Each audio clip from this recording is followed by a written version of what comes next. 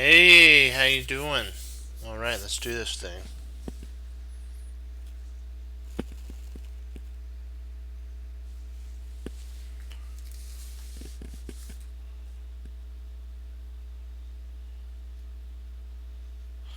Okay.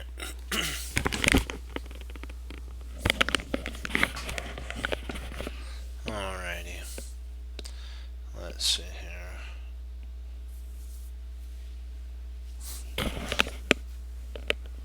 Let's get my hair put down. There we go.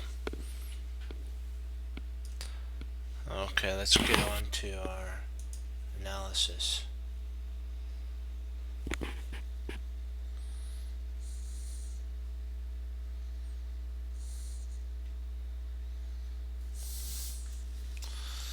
So knight f3, knight c5, c4, knight c6, knight c3, g6, e3.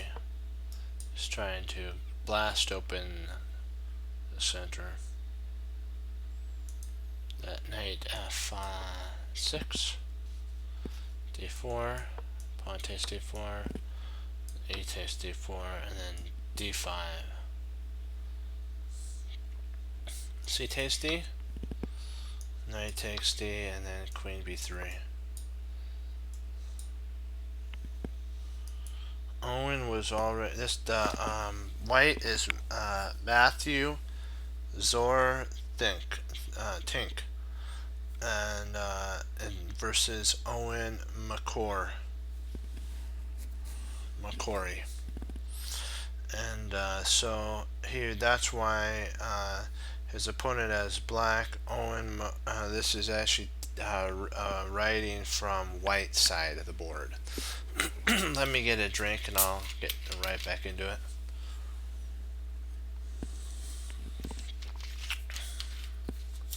Owen has already thinking quite a bit, which made me optimistic.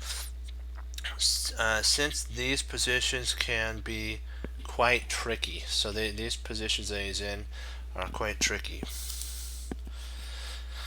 So he takes, and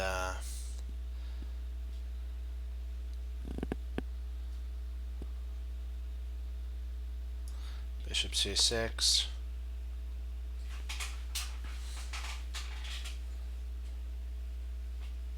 It's kind of an interesting position here. If he tries knight here to save, he actually will get really smacked here with knight takes, check. So maybe that's not the best. Let me see here. Potentially knight d5, I'm thinking is what they were saying. And then if here, at this point, you can play bishop check.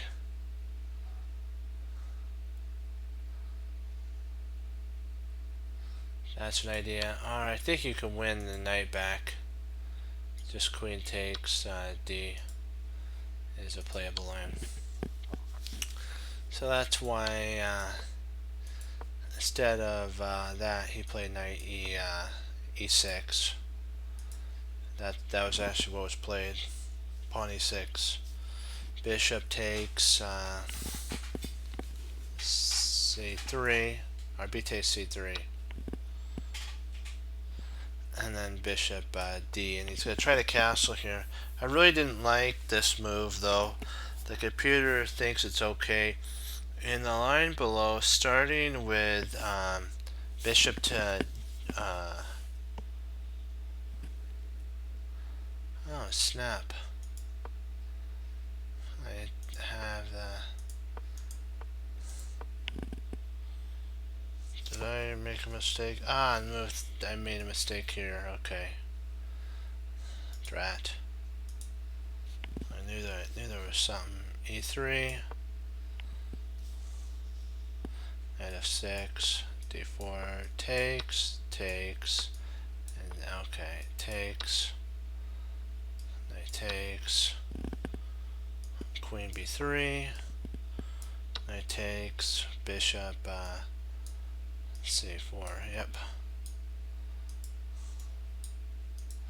e, and then pawn takes.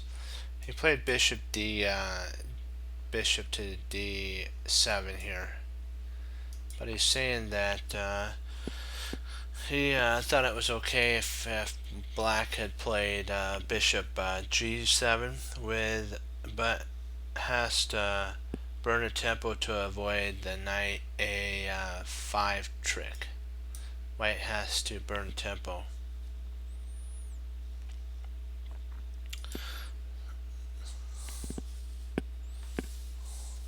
Bishop a3, and bishop f8,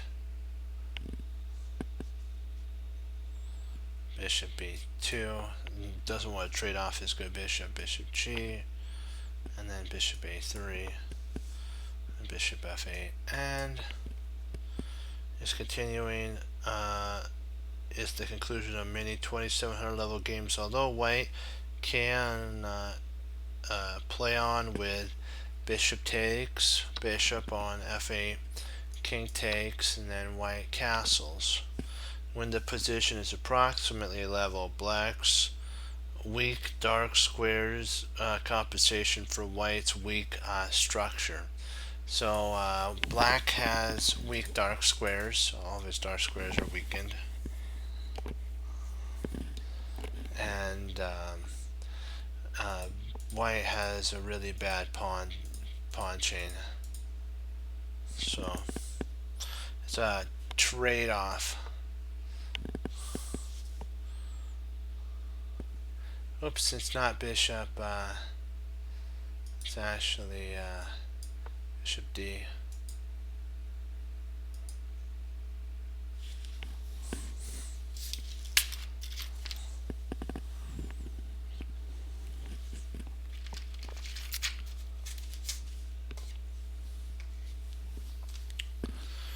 Queen a5.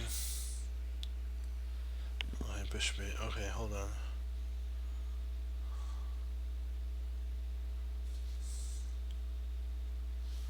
Oh, bishop e7, or bishop to e2.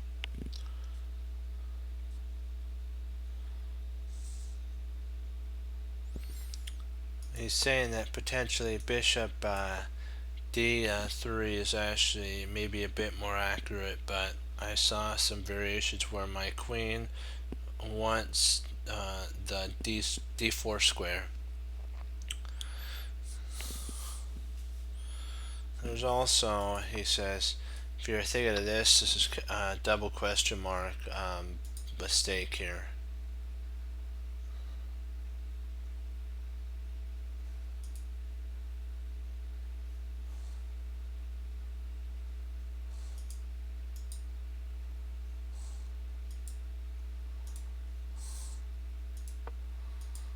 Because of rook b8, queen a8, rook b6, queen a4, and then knight e5.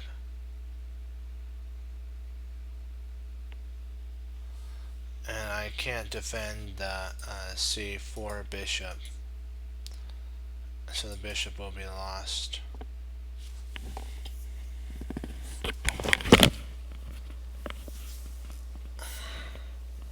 That's what our opponent was saying, is that, I mean,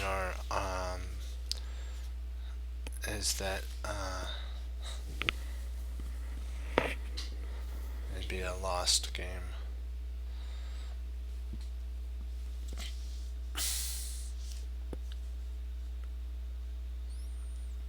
So castles.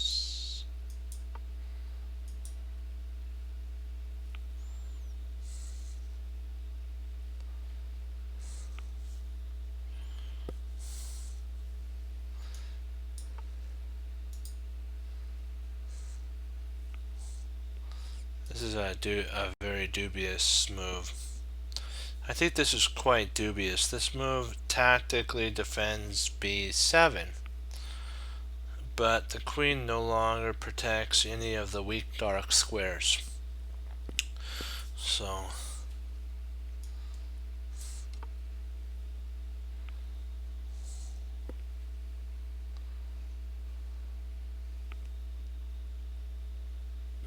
bishop d6.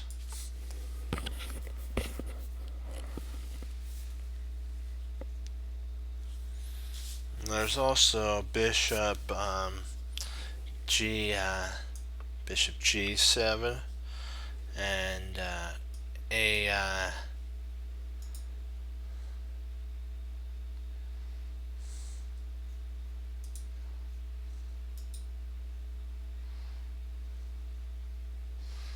and it's just a little bit better. So there we go. Queen h6 was actually here, but the our person that we're talking about said that c3 is actually a much better move. It's an exclam setup. This really stops castling, but he could potentially castle queenside, so it's not like it stops castling altogether.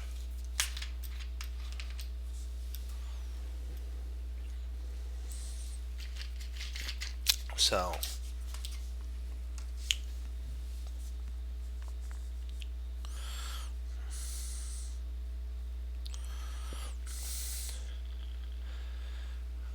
rook g8. I spent most of my time at this here. So he's saying that potentially queen to h5, bishop g7, rook g8, queen, bishop f6, which is just miserable for black. He can't win the h-pawn because if he tries bishop takes here, knight takes, and then if queen takes here, d5 to basically blast the center to shreds, because what he'll do is if he takes here, he actually wins the rook, I mean the queen. So that's like the total.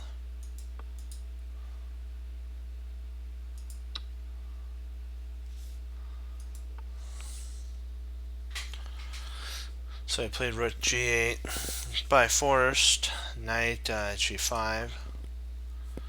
I was happy to find this move, although I was close to winning.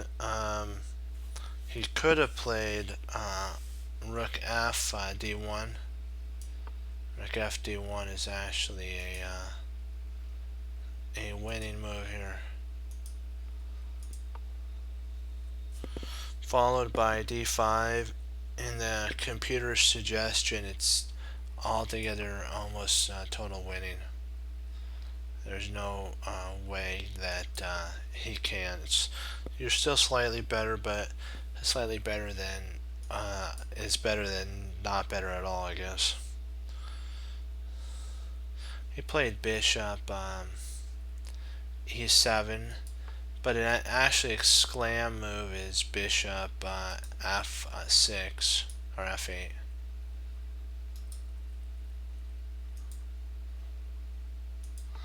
Because what that move does, black could try the following by bishop f6. If he played, I mean bishop f8. If bishop f8, if bishop takes f8, let's say king takes f8, knight takes h7, then the rook can actually attack the knight, and the queen covers g5, so the knight's actually not doing much.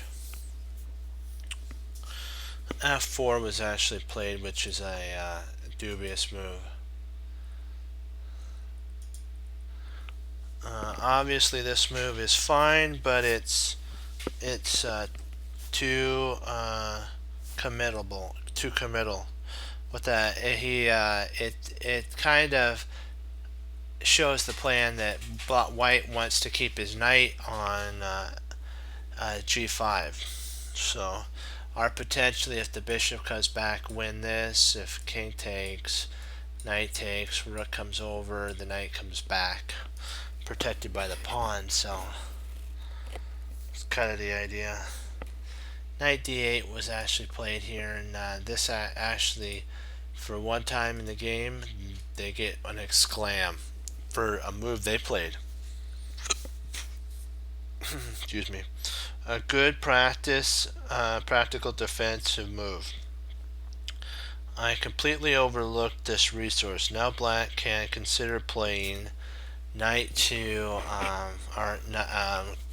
could consider playing f6, and then knight to f7. Winning the white bishop. Here I blundered. Here I burned way too much time trying to find a move. I felt like white should probably be better after any reasonable move, but I wanted to make sure I got enough play in the event I lose my bishop. So, knight e4. So be careful. What I read from this gentleman who is actually playing here is that he kind of spent a little too much time being a perfection. It has perfectionitis a little bit, and rather than a good move like how Hikaru Nakamura plays blitz, they try to find the perfect move, and then they get into something called time trouble. And in time trouble, they blunder the game away. So, in theory, it would have been better off for the player to have just played a good average move and at least held a draw than losing, having a perfect move, but losing because of a blunder.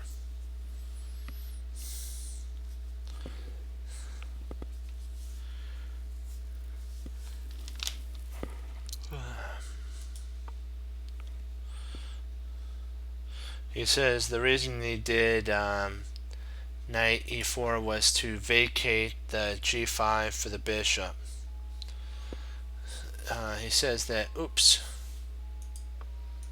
that potentially a line could actually have arisen, which is an interesting one. A to e1, which is actually an interesting move.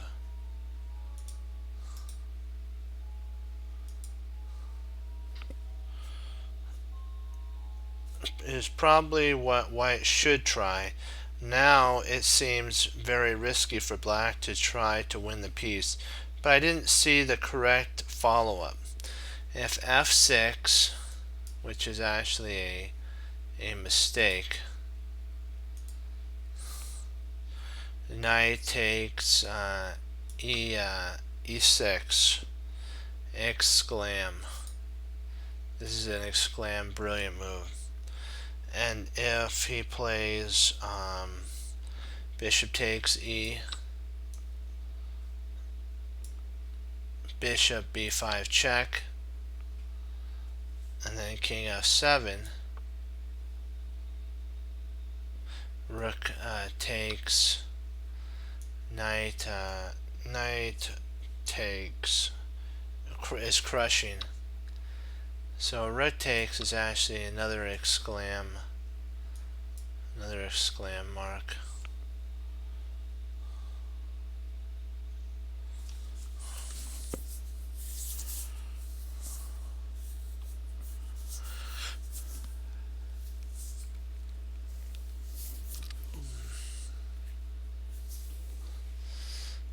So he played this, and that wasn't really the best move. Bishop c6 to attack the knight. f6 is an interesting move, and then f5. f5 surprisingly is exclam move. It actually takes this thing. Was the plan when it seemed like white gets enough play for the pawn.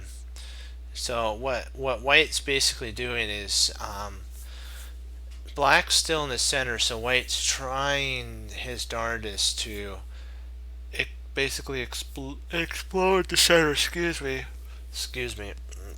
Pardon me on that one. I'm a little tired today.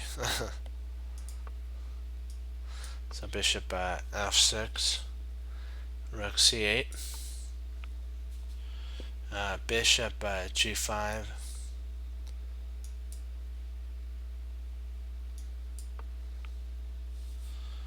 I was already getting a bit short on time, so this is because he was a bit short on time. He made a mistake. I was still concerned about my bishop getting trapped on h6. But this move just doesn't address black's threat against the c3 pawn.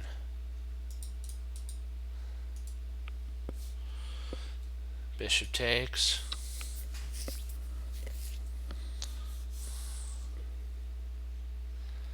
And bishop d5 could have been played here. And then bishop takes is actually an exclam.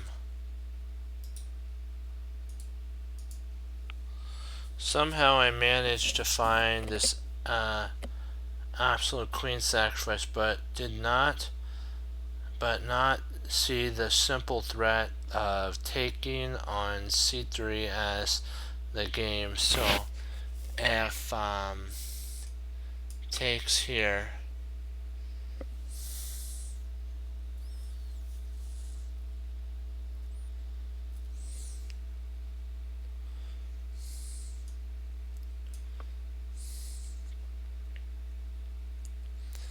now black is threatening mate here, so he has to deal with that.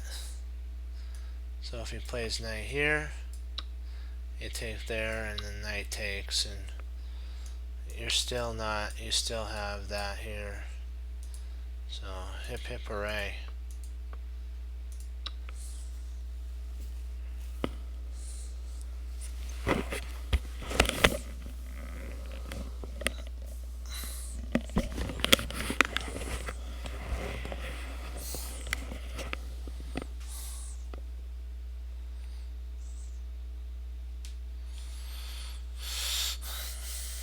Here he played bishop takes e7 again, which is another mistake.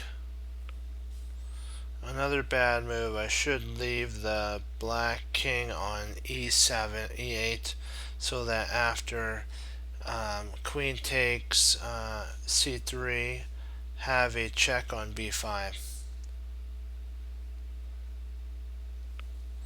or a4. But he didn't do that, so now the king can come right up the board grabbing that. Bishop takes, and then queen, oops.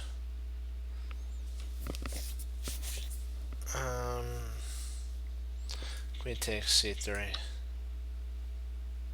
And black is now slightly better.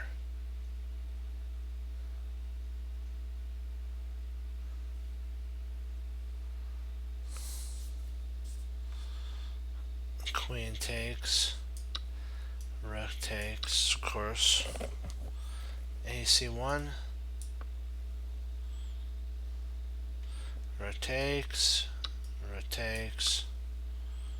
and then king d7,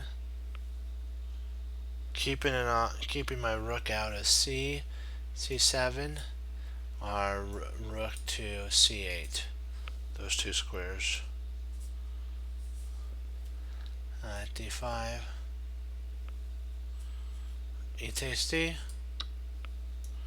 just takes here. I was somewhat optimistic about my drawing chances, since both my pieces are active, and it's going to be hard for black to move his knight. without allowing me to take it and enter a rook endgame. Unfortunately, white's position is a bit hard to play in time pressure. I must carefully position my pieces on active squares in order to keep black from getting active himself.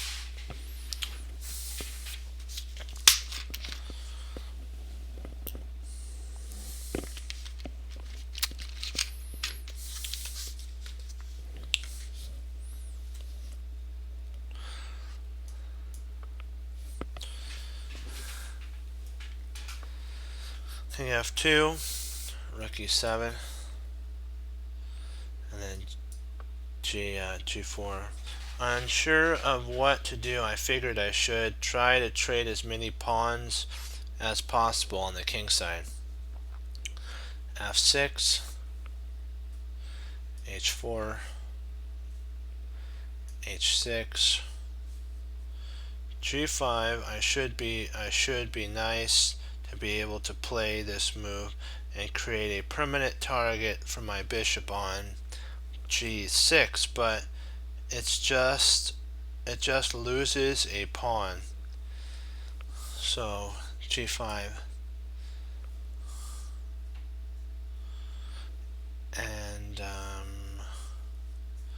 h takes g, h takes g,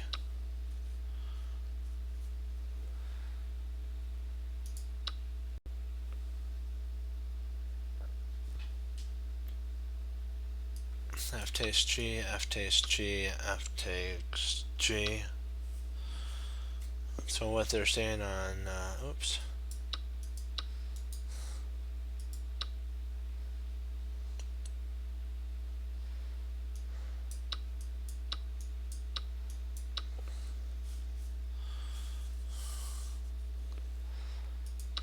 if he plays rook d1, king c7, and he's actually safe at this point. And black is superiorly better at this point. So after trading the, and then hold on, takes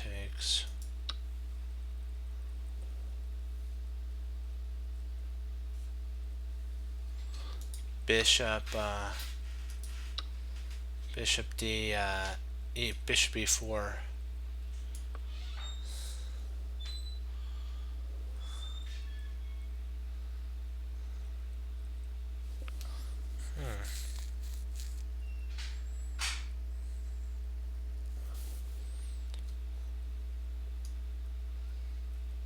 I don't understand. Why didn't he just take the bishop?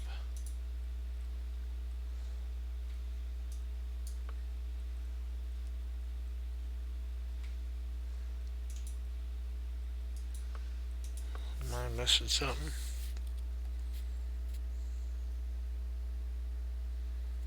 Oh, okay.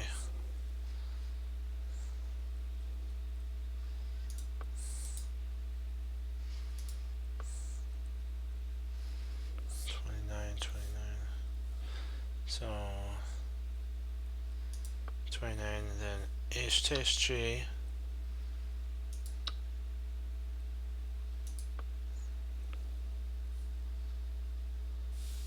Oh, I got it. King f3.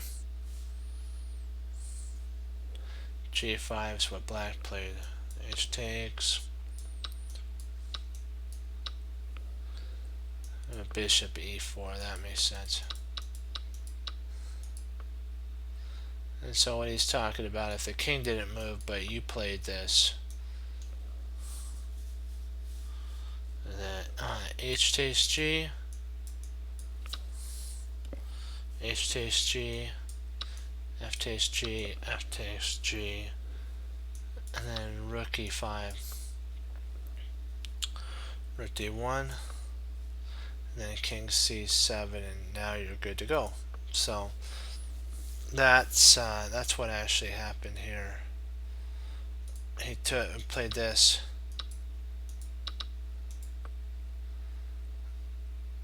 And he's trying to play there. So he says that he actually would have ended up losing a pawn, allowing that. So now he's holding on by his, as they say, chinny chin chin. Rook e5, and then bishop f5, which is actually slightly dubious.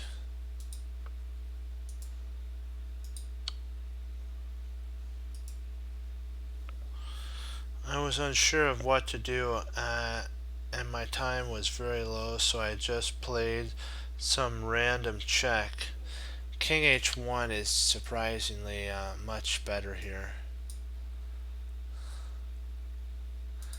Infiltrate into the 7th. Remember we talked about that in the endgame? The 7th is huge. And so rook h1, I should try to activate my rook to the 7th. That's what he said. Instead of a check here, king d6, bishop e4,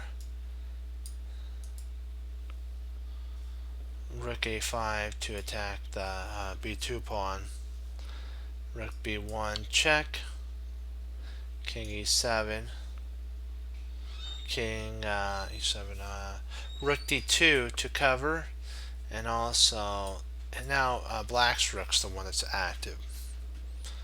Rook a3 check, king f2. So black's pushing white back at this present moment. Knight e7, knight c6, and then white played bishop takes c6, which is surprisingly, it looks like a good move, but it's actually a mistake here that's going to cost black in the endgame. Rook b2 is actually a much better idea of trying to hammer that with a check, and then try to pick up the knight.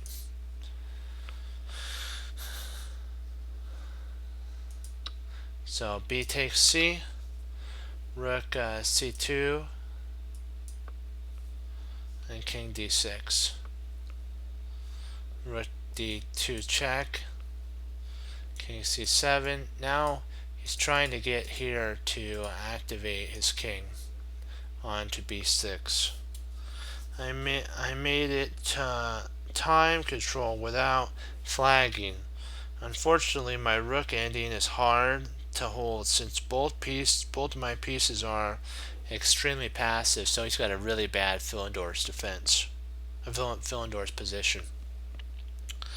This is an interesting ending to analyze, but to really understand all the details should require a lot more time than I'd been able to spend on so far, as we said.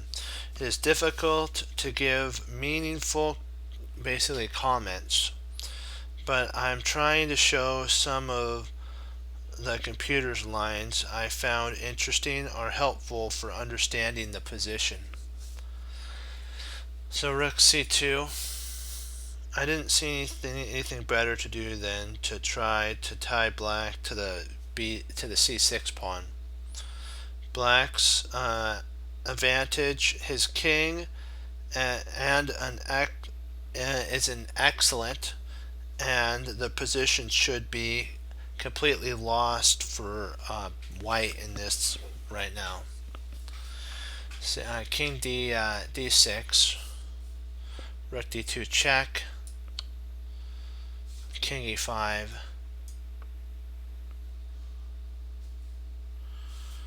rook c2, king d5. So he's kind of trying to set up a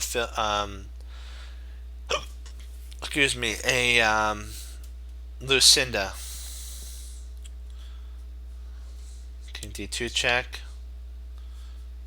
king c4 here, king c2 or c3, rook e, but the only problem is he's 2 squares away from queening. Trying to go after g5, a5 here was actually a mistake. Now it becomes interesting again. The obvious position should actually have been to just go king d4.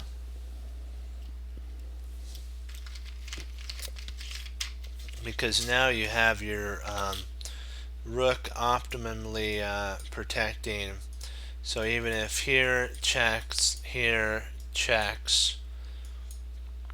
back, you potentially have infiltration here.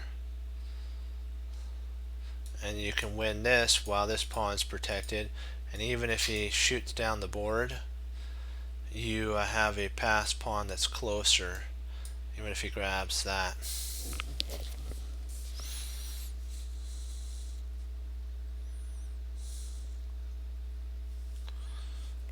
But this was a dubious move. Not dubious, but actually a mistake. So now it's come interesting again. Obviously the position is probably a draw, although it requires a lot of accuracy from white. I was afraid Owen, which is his opponent, would play king d4 and simply prevent my counterplay against g5. Now black can start pushing the queen side pawns, and I'm actually, he says he's helpless here. So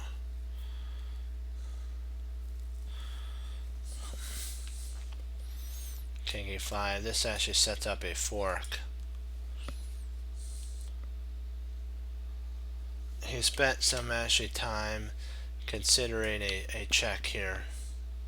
Spent some time considering whether to play rook e5 or rook e4 check. Choosing the choice of the incorrect knight here, I thought black would play this when I wasn't sure what I have accomplished, although the fact is that now e5 does rook e5 does come in handy, and it is a exclam move here. This move is an exclam one. It is now an easier draw since the black king is slightly farther away from the supporting the a pawn. A simple computer line would be potentially a just allergies a little bit. King after check, king f3. Rook takes the pawn. Rook takes g5. a4. Rook c5. Rook c2. Rook a5 with an equal position at this point. Yeah, saving the game. Rook c2, and then black played the inferior king f1. Kind of inexplicable. I thought I needed to keep my king close to the back rank to prevent any promotion tactics once black's rook is in front of his passed a pawn, but the king can still get to safety via king f3. With actually, you potentially could hide right up here. Would have been a much better decision. Now, and this actually gets an exclam setup.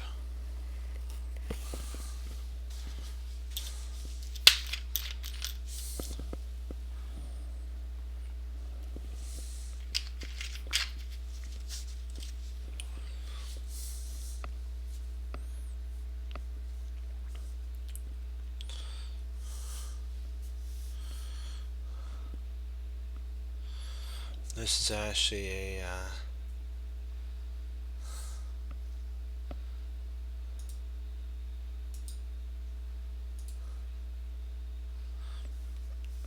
it's inexplicable, he said. And now rook takes, because it was going to happen anyways, but now his king's stuck on the back rank. If we win here, a4,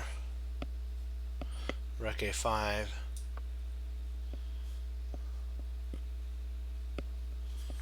king b3, g5, rook d2, and g6, rook d8, g7, rook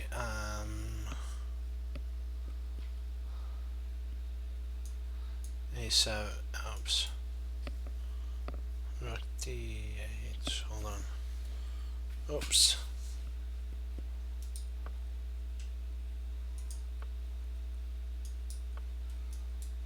now here,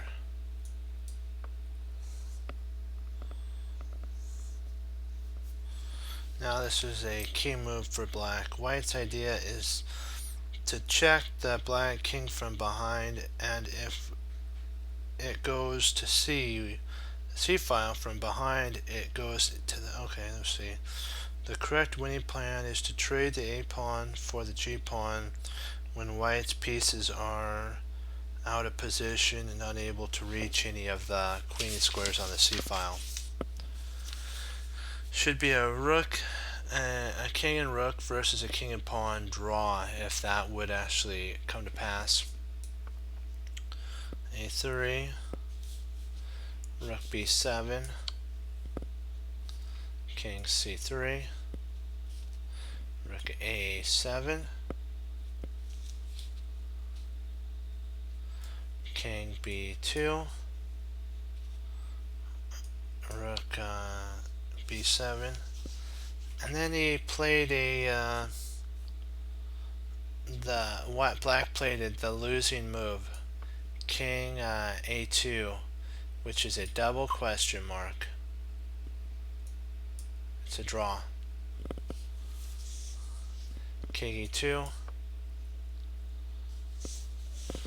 and then c5, which is still an exclam.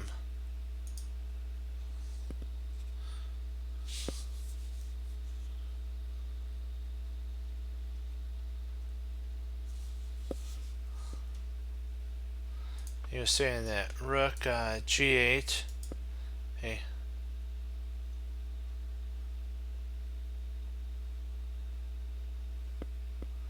Okay. Rook g8's actually losing because king d2 and c5 and king c, and then now basically we're so close to threatening a back rank mate. Now the c pawn provides a shield for black. Black can't really prevent white's rook from coming to the first rank and delivering checkmate here. So that's why this move was really the only move that stopped everything. Rook b5, c4,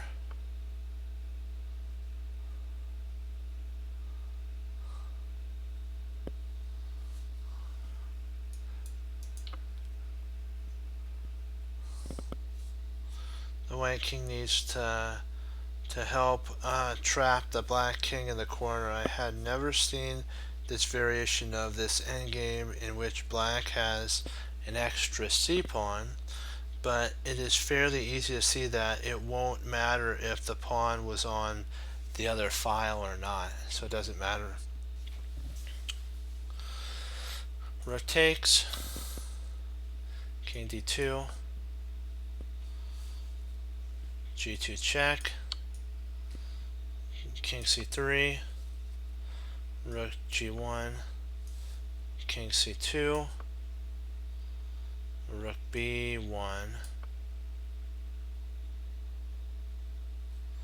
Rook C5, Rook B2 check, King C1, C3, Rook takes C3, and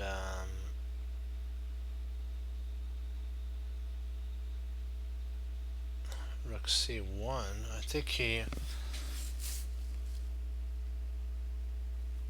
I think he meant Rook B1. I think he misnoted this in here. Yeah, it's Rook B1. And so they both agreed to a draw here. While white dodged a bullet there. Let's see if we have the team ready to roll. Yep.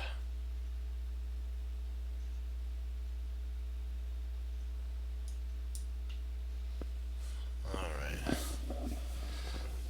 Let's get some puzzles ready to roll.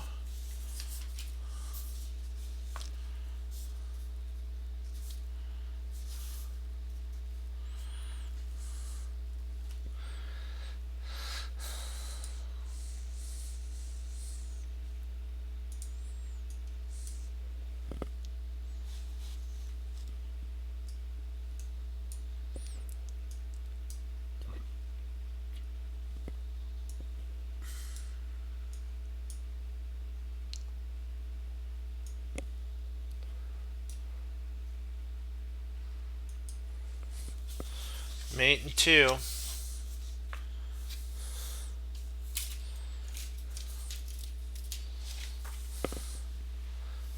Mate and 2.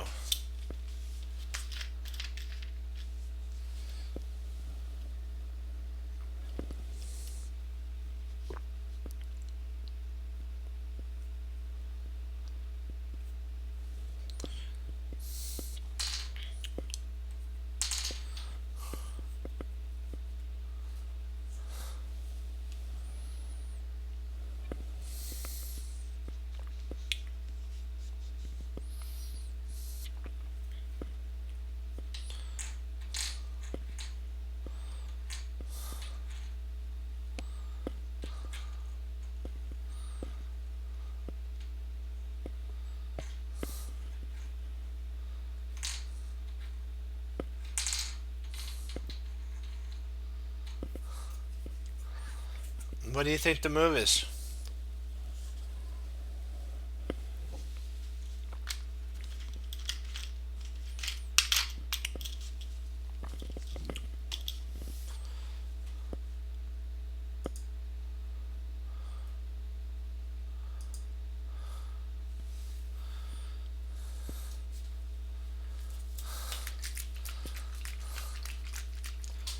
This is a pretty straightforward one. That's really good.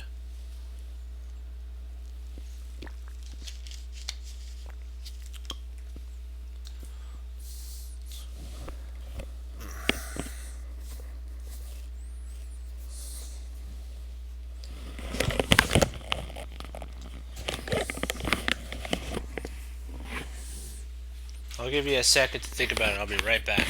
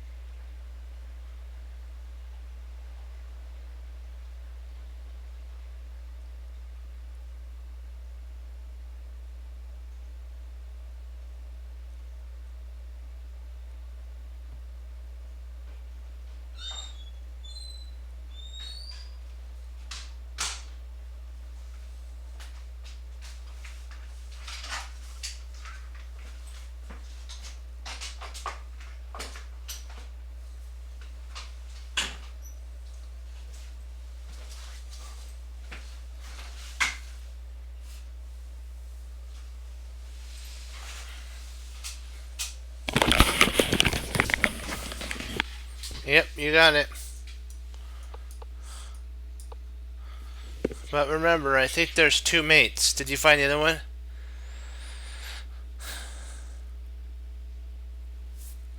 Did you find the other mate?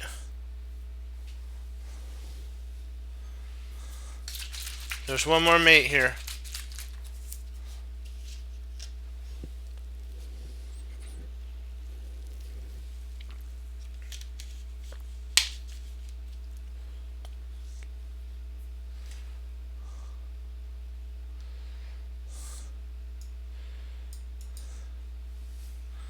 Oh, this, oh,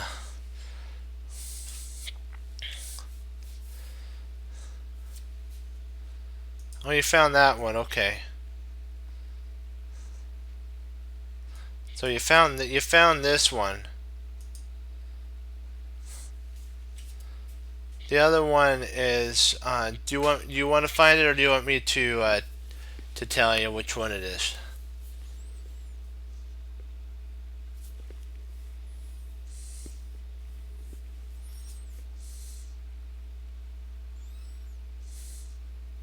Yep. E8 checkmate. That's right. Hold on, wait a second. No, that can't be right. No, it's not mate. I think there's only one mate. Let me see. Oh, I must have missed it. Huh. I think there's only one checkmate. That is so odd.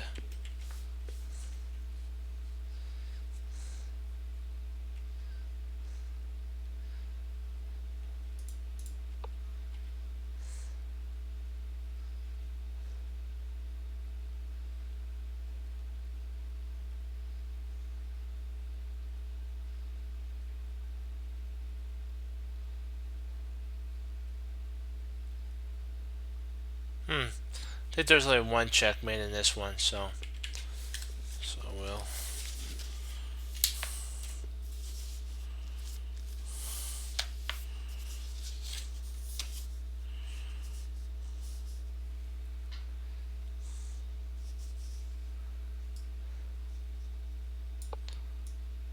Oops. Right, so I thought I was in the analysis mode. Hold on. Board editing, I mean.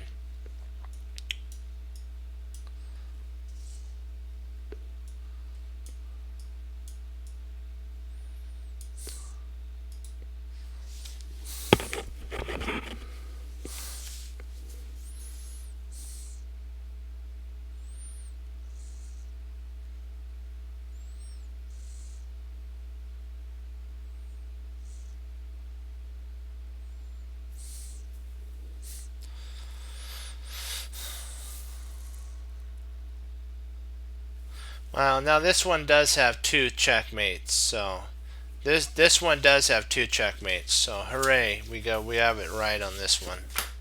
There is 2 checkmates here. Yay! And I found both of them. So let's see. Checkmate and 2.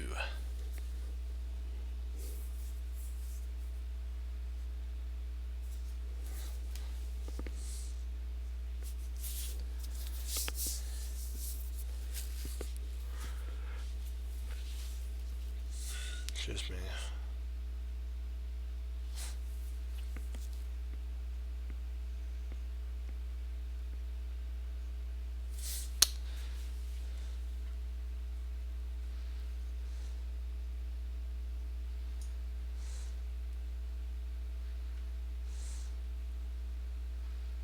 Well, maybe there's mate 3 then. There's 3 different mates. If you played here, you can actually, yeah, yeah,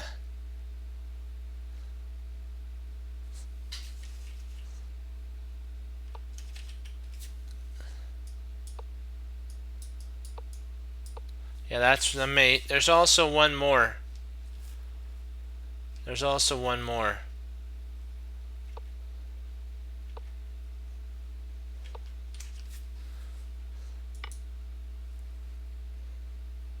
H takes, yeah. There's actually 3 mates then. 3 different checkmates. Nice job. So there was 3 in that one.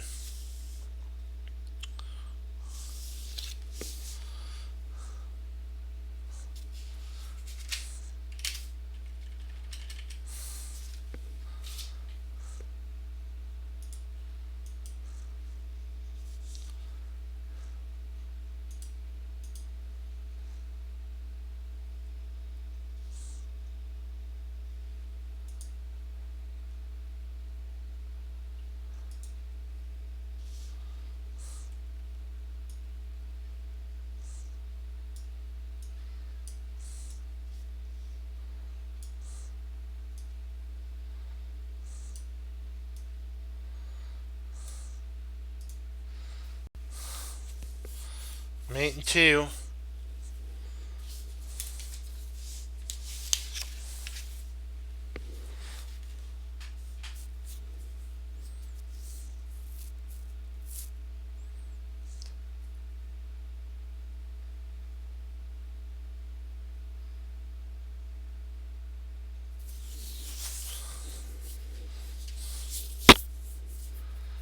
Let's see. Let's see. Rook. A7. It's a rook E7 check. If king takes F6, queen E5 mate.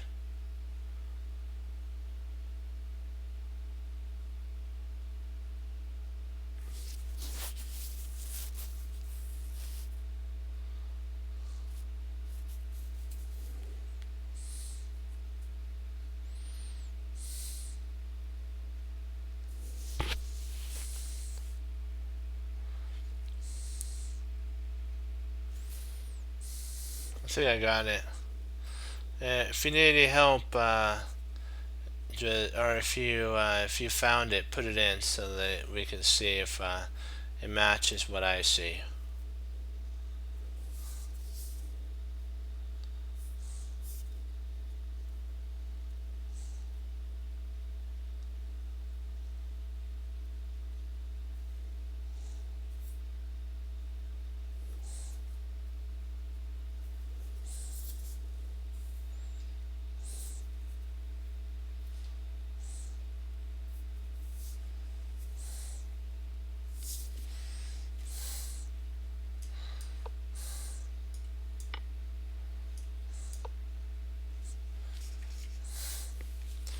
I don't know if there is a second one.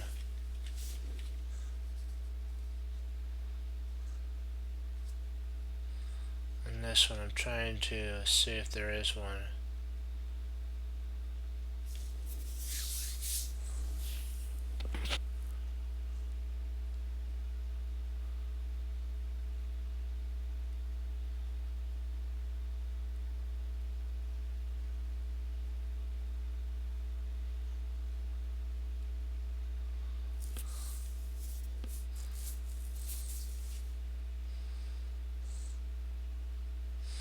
Maybe it's rook G7.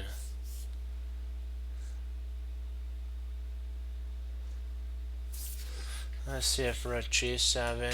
Hold on. Not king. That's actually stalemate.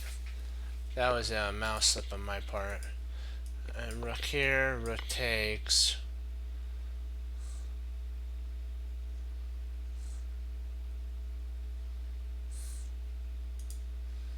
Is there a mate here? I'm trying to see.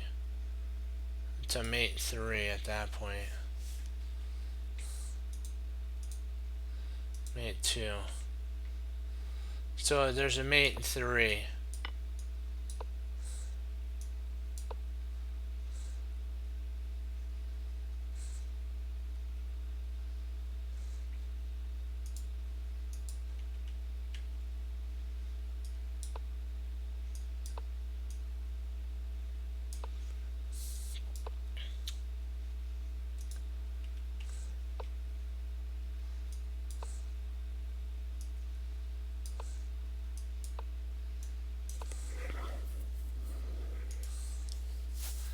I don't think there's a second one here. I don't really see a second one.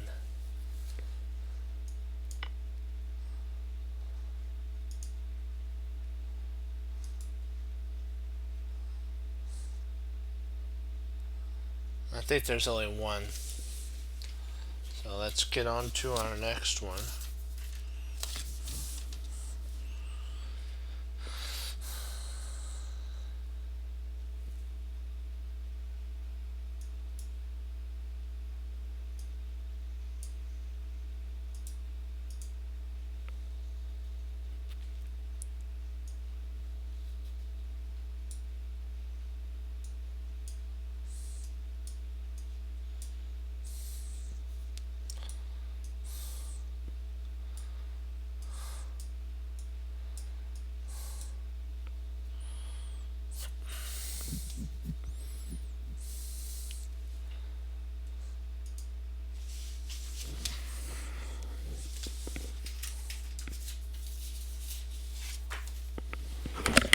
Let's see here.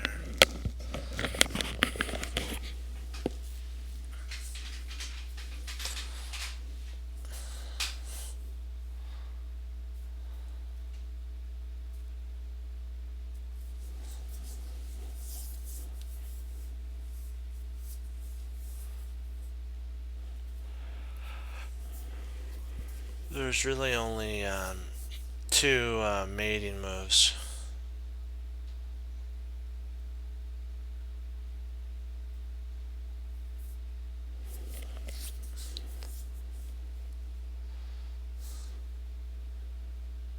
Do you see that? Do you see that mate 2?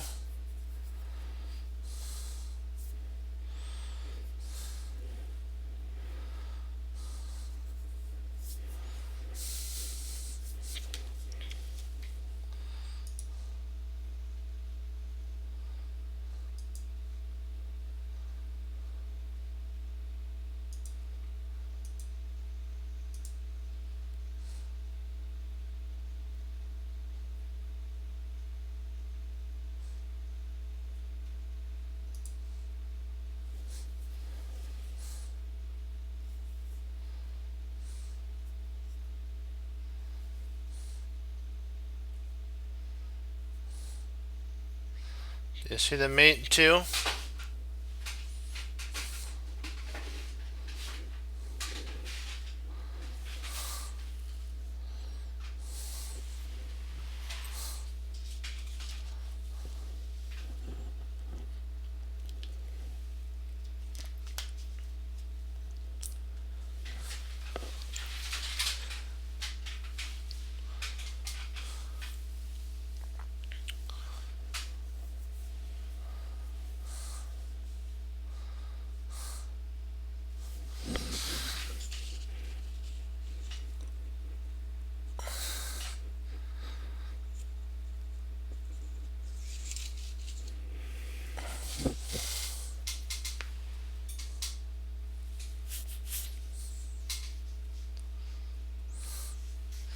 Yep.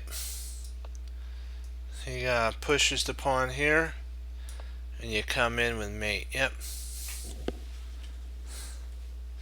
And you could actually do another type of mate too.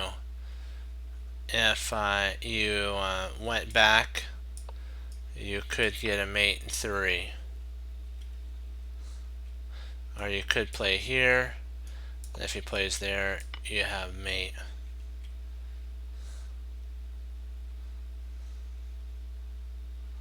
So there's a couple different mates. But the mate 2 is the one we talked about.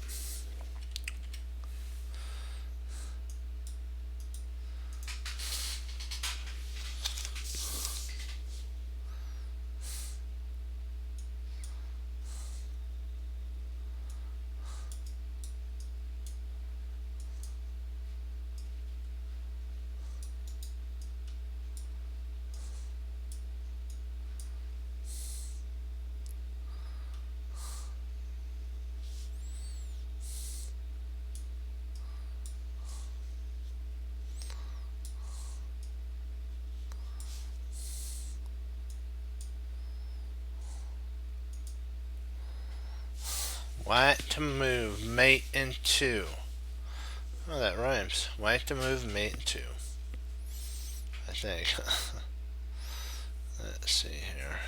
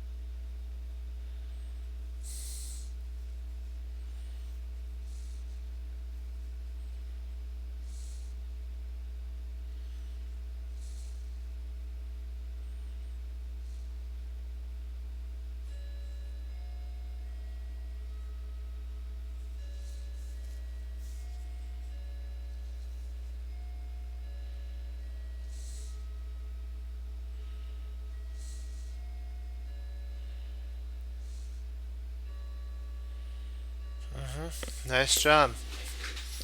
Nice work there. Knight f7 check. King f5, and then queen to e4 is mate.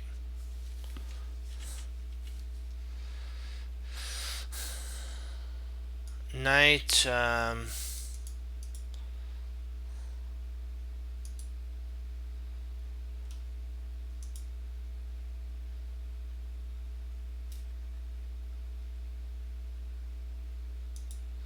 is there any other mates? Let me see here.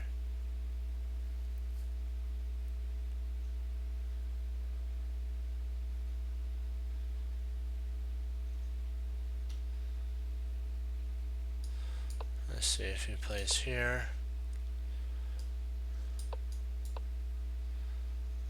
No, so that's not mate.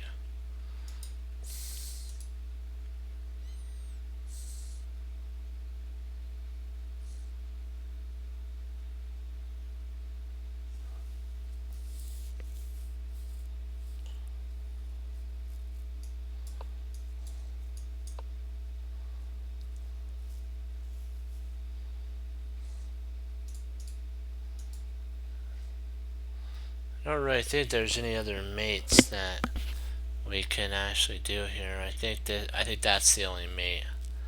I don't really see any other mates, do you?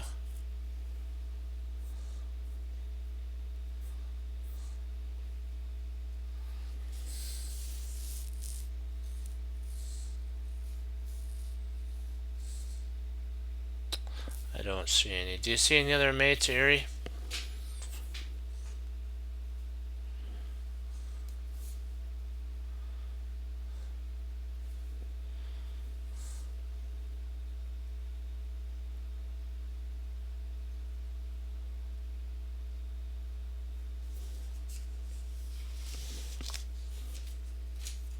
Yesterday?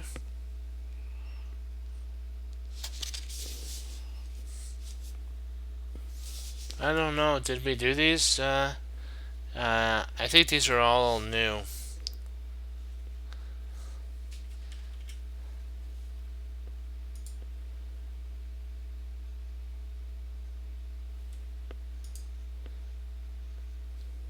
Yeah.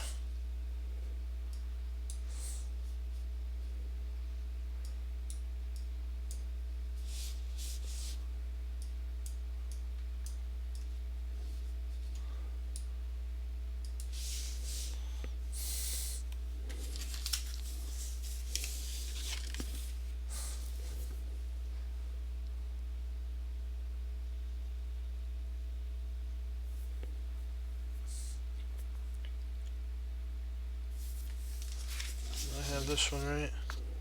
Oops, sorry, hold on. My bad, hold on. You gotta change this. I need to move the king over. Sorry.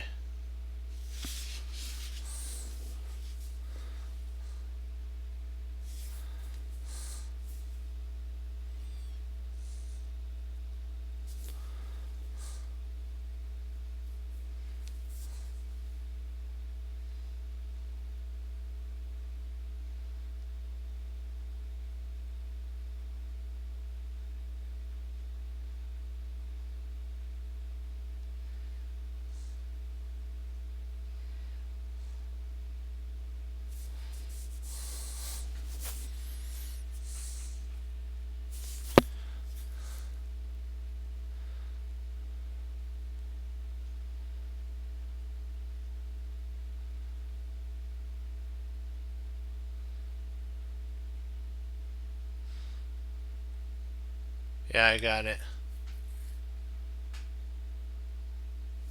Got it. Yep, there it be. Knight e6, king f8, and then queen takes g is mate.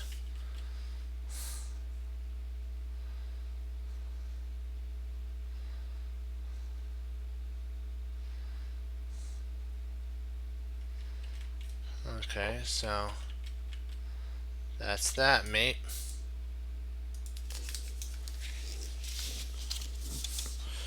The two rooks. Another knight.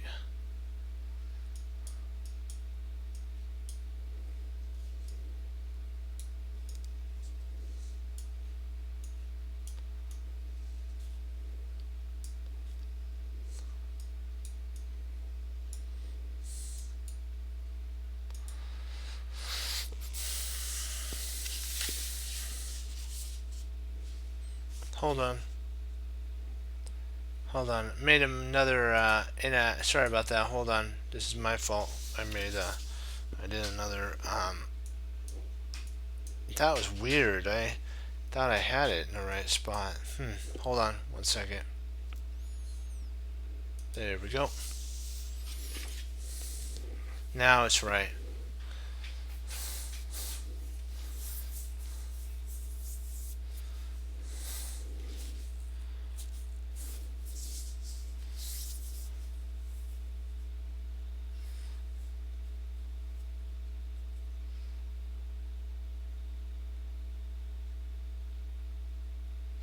Well, this is a cool one. You're gonna like this one.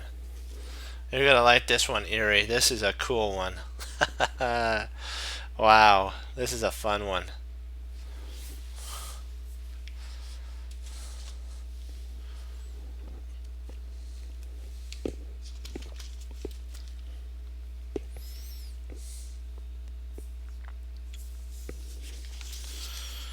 We'll do one more, and then we'll head into the end game. After this, we'll do this one, then one more, and then it'll be on to the next page, and then we'll pick up from there.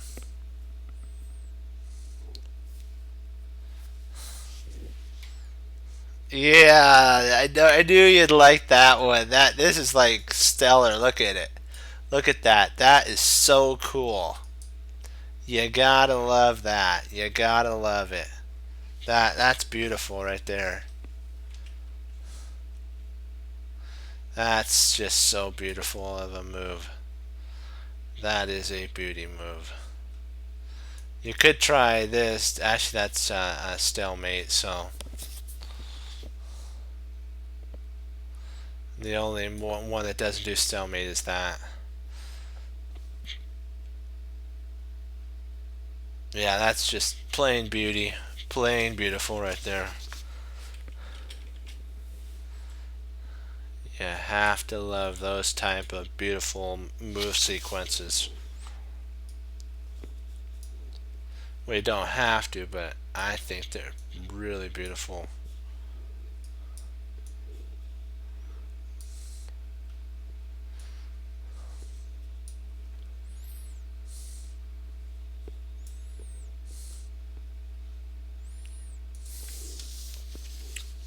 Uh-oh. Hold on, I forgot to take a rook off the board. Wham.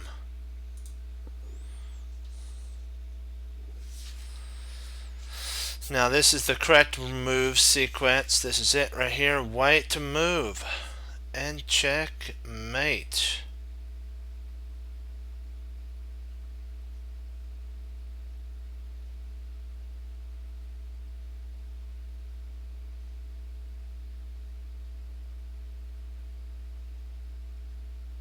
This one's like right in your face. You can't miss this one. This one's like right there. I'll mark the next one where we start.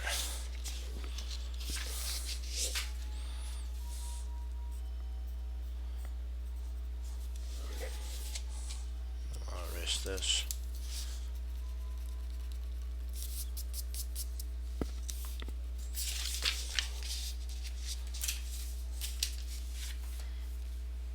Yeah, nice. Right on, right on. That's it. You have to love it when a plan comes together. You gotta love it when a plan comes together. Colonel Hannibal Smith.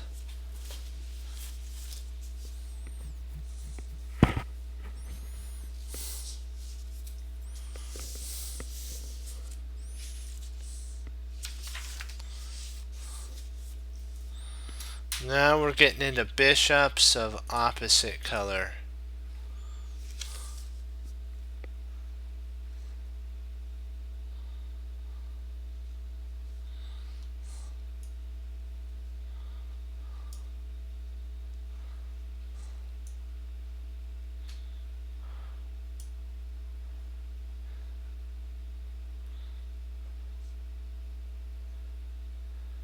Yes, we are. That is right. Like the A team, we are the chess cruncher team. Right on.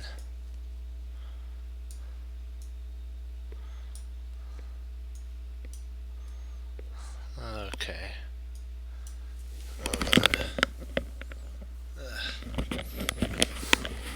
Sometimes my hair gets like staticky. I better make sure. Is it okay? Yeah, it's okay.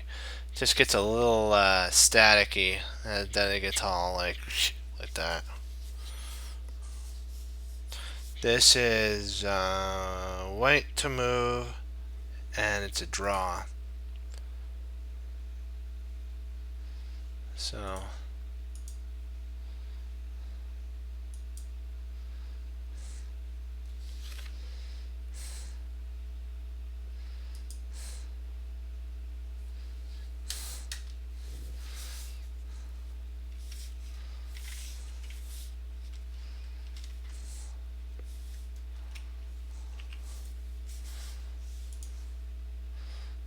I'm naming it minor piece. Hey, how you doing?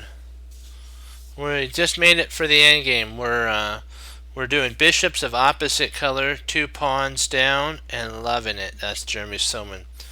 In part 4, we saw that one advantage is often not enough to guarantee victory. At times, a 2-pawn advantage with no other pawns on the board isn't enough when there is only one file between them. Okay, sorry. Let's see. See. 2 pawn. Okay, if 2 pawns are connected, then it is an advantage. I know there are other pawns on the board, so okay.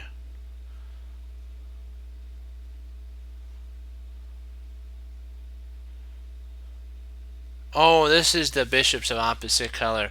Okay, what he's trying to say here is if it's a king versus these two, then it's winning. But if you have an opposite colored bishop and a king versus these two pawns here, I'll do black. If you have these two versus these 2 pawns, even if you do have a bishop, the king and the bishop can flank the bishop, these 2 pawns. Bishops of opposite color, 2 pawns versus none with 2 pawns.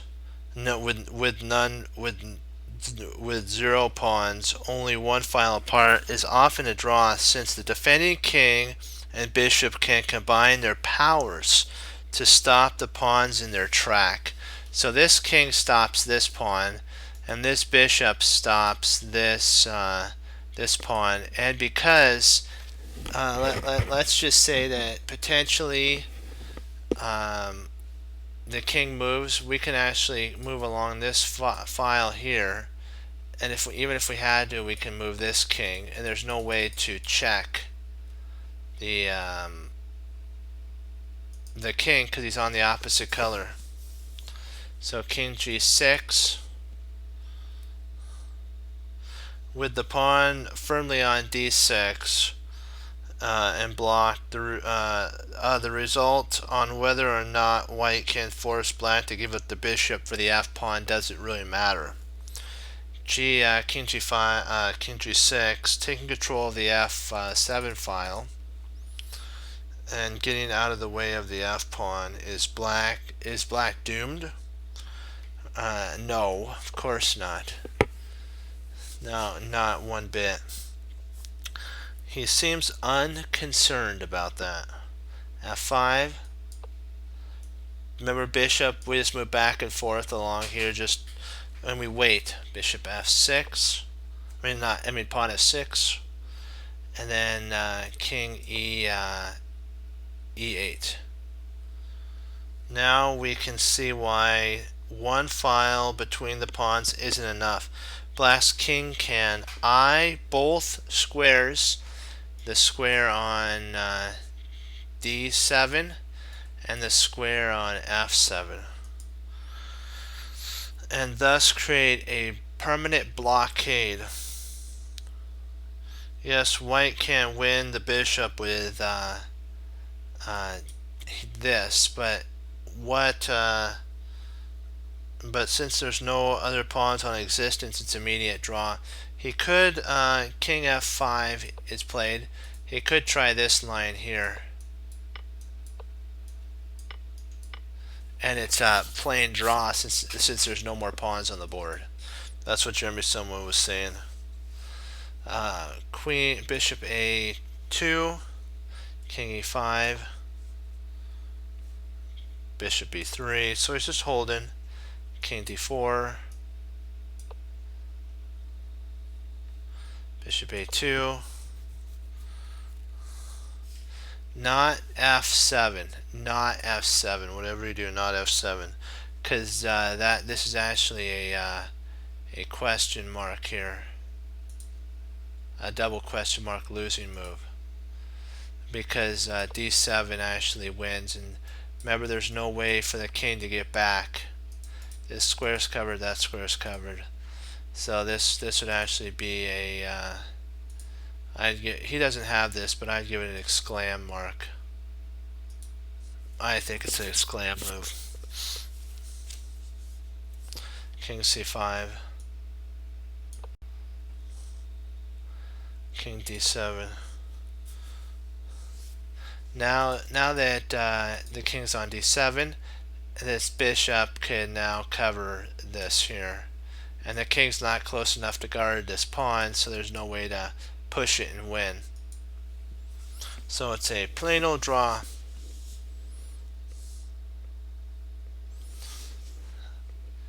So let's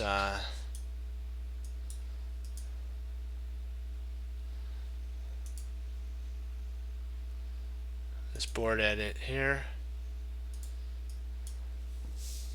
Now we're going to do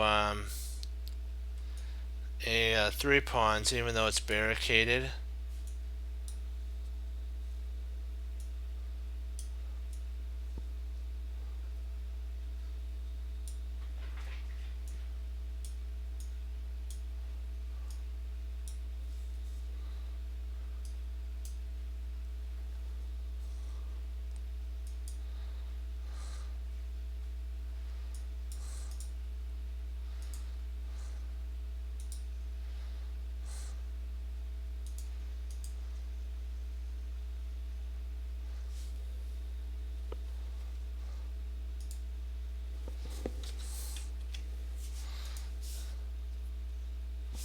Here, white to move and win. Of course, if each side has one extra pawn, the result will be different. That's what it said, because on this one. White now plays as he did in the previous one, but the addition of the b pawn is enough to bring victory to him. So g6.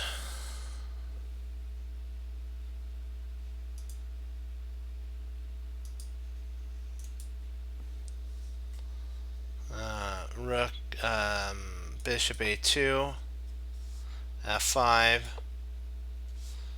b3, bishop b3, and then f6, king, and then king e8. Remember, he covers these two squares here. The same move that we saw in the prior one, he said, was played here. But this one's a little different here, because king takes, pawn takes, and then we take, right? We now have a pawn though here. We were able to, beforehand, when we traded off both pawns, there was no more pawns on the board. But now, because there's a third pawn, we're able to trade our two pawns off for the bishop, and then we can bring our king over, and you'll get to see how this works.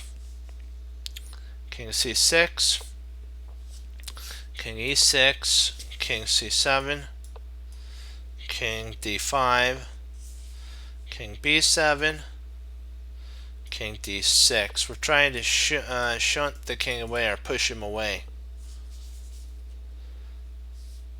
King a6, and then bishop d4. This is to let the king in. Not falling for the stalemating idea of here. This would be stalemate and we'd lose. He doesn't fall for that. He plays bishop d4, king d6, and then king comes into c5, and now we're going to win this pawn. King a6, and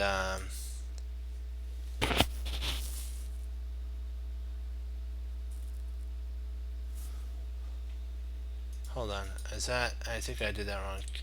It's sorry, it's king a6 here, and then so we don't stalemate again with king to c6, we play bishop e5, which he has to give way at this point.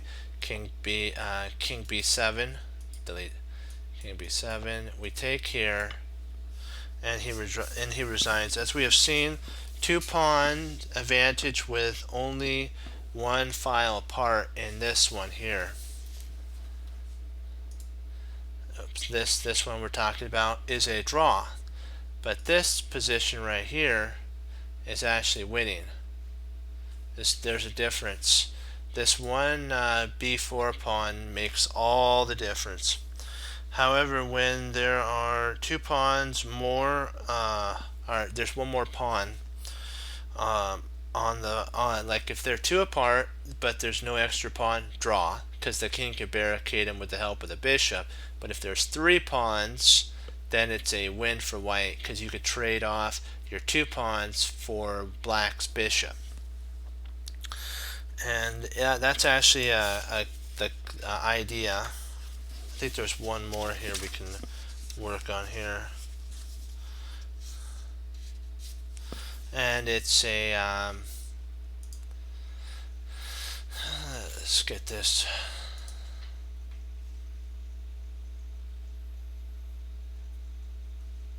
Hey, play okay, how you doing?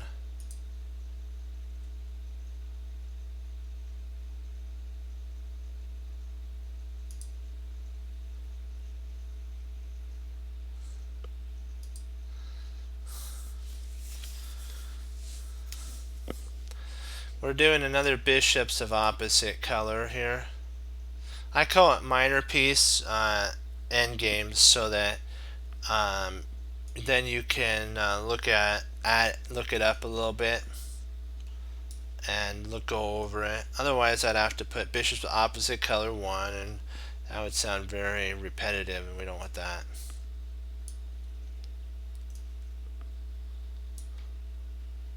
We want it to sound fun, so we do minor piece endgames, and that sounds fun.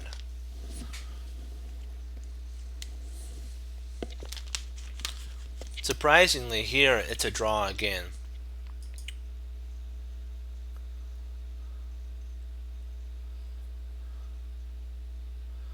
Oh, you did?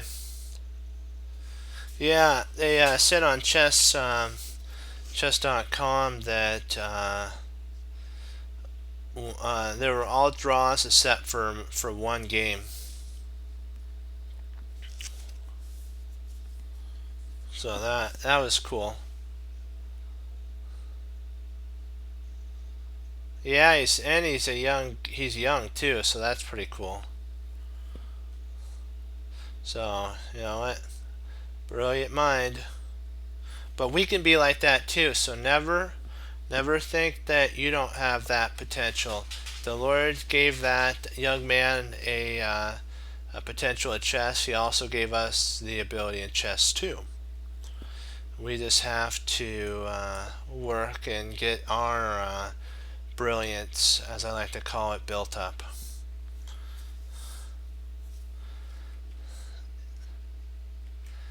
If we had played c5, black would play what? On move. Oh, I got it.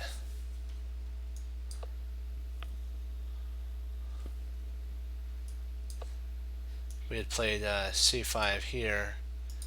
Oops, I have to play the king a8 here.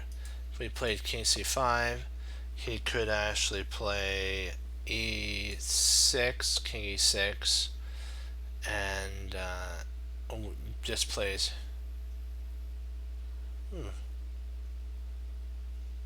Nice.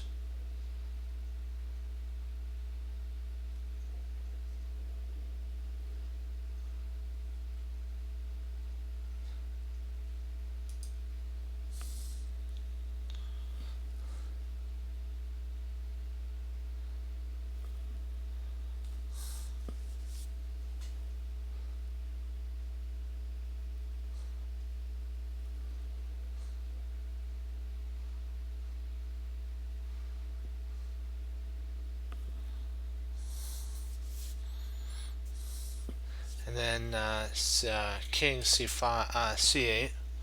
Black has stopped both pawns again, and it's like, what? He finally stopped both pawns. Unless you have 3 pawns on the board, now you get to see why 3 pawns are an imperative thing to have on the board.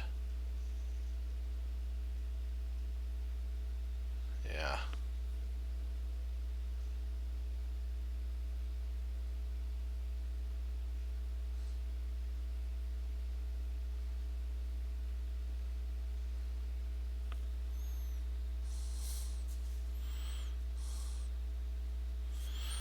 And let me see here. So c8. King has to go back to b5. It's like now we just go back here and we just wait. Just wait. You know what? Don't get fooled and walk in front, because sometimes it may end up being your downfall.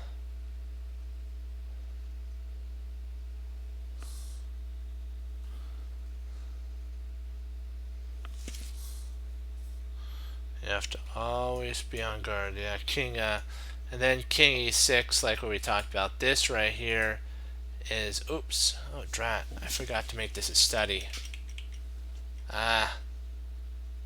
Drat. Hold on. I knew I forgot something.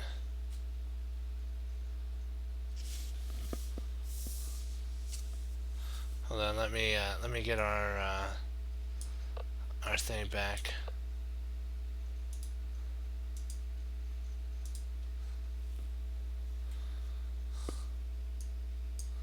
This gets an exclam mark. I gotta put that in there.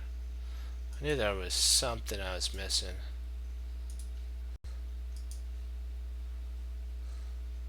Ah, Come on. A6, and we talked about if after D6, see here, we actually go straight back again, and then this gets an exclam. This gets an exclam mark. So then he finally gets right where he needs to be to stop the pawn, and the king has to come back, and it's like, oh, so sad. And then E6 exclam, and bishop C3 to, rather than move the king,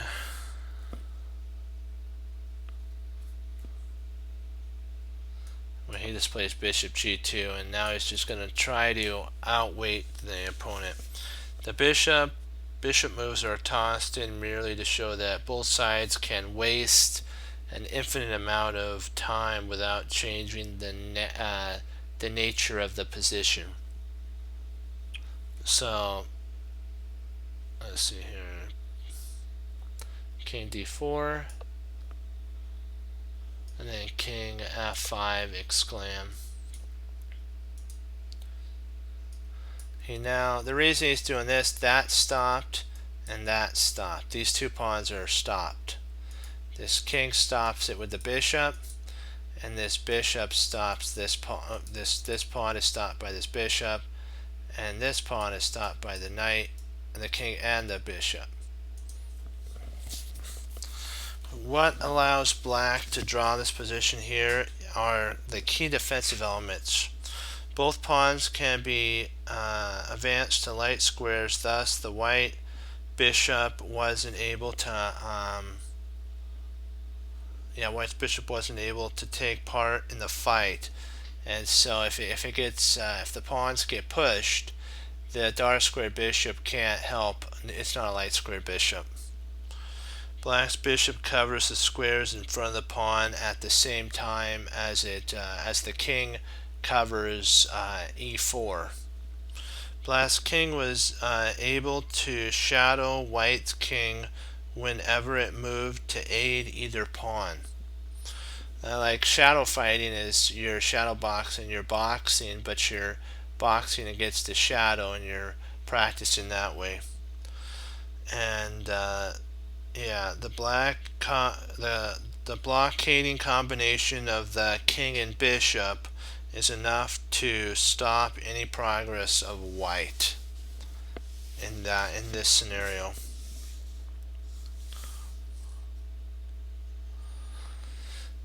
Yeah, it's kind of like, whoa, hello there. Yeah.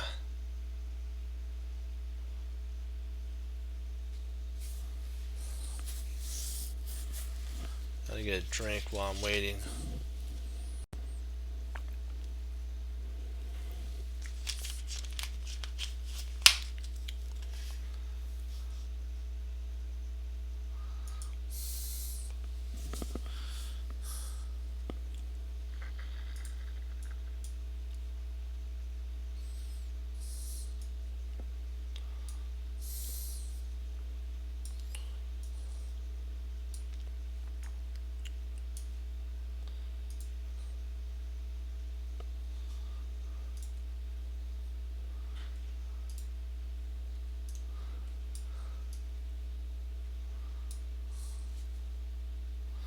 White is actually moving here, and he's gonna win.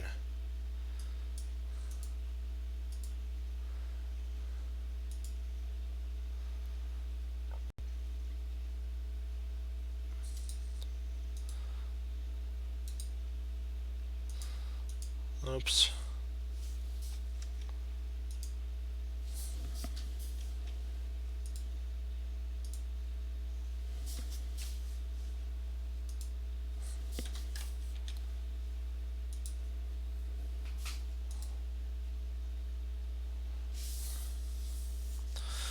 As you might imagine, 3 or more files separate from the pawn, as long as one of the pawns isn't a wrong color, or a rook pawn, isn't on the wrong color, or a rook pawn, is usually a decisive, since the defending king can't help prevent the advance of both the pawns. So in this line, bishop d5. Oops, I have to get rid of this. Bishop d5. White isn't in any hurry, so he frees the e square for the king. That e4 square for the king. Since he knows that it eventually has to march over to the king side and escort the f pawn down the board. Eventually this king will have to come over and help the pawn go up the board. Rook king b8, king c4. He stays on the opposite color of the bishop, because if he played here, the bishop would win this pawn. This is actually a double question mark blunder. This one's a double question mark blunder because of the exclam mark here. This is winning.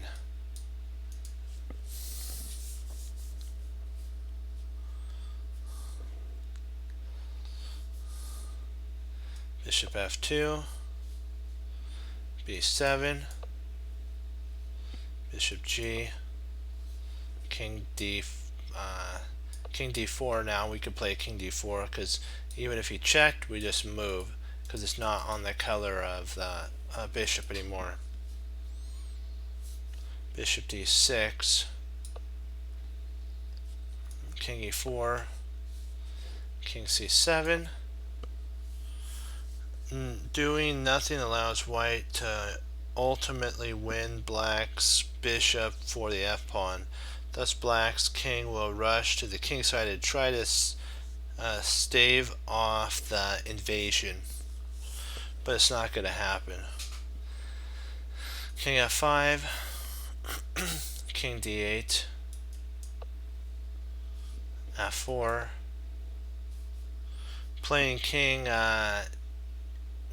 g6 makes it impossible to safely push the f-pawn. So if he plays up here or here, he wouldn't be able to push this, so he has to stay there for just a second. King e7, king g5, bishop c7 to kind of pass a move. f5, bishop e5, king g6 to escort this pawn down the board. Black is in Zugzwang. Whatever, if he moves here, he pushes. If he moves here, he pushes. So black's actually losing here. If black can retain his defensive position, he would draw. Unfortunately, the bishop move would give away control of this here. So if he moved something like here, this would queen, and if he moves back, he gives away f6 protection twice. So the king can't actually give way either. So bishop b8. Of course, d6. D6 allows the queen the ability to queen there. So he can't actually move there. So after bishop b8, f6 check, king f8, and they're saying no better is actually king d6, because f7, king e7, and then remember we go king g7, and this pawn's going to queen. There's no way for black to actually hold in this position.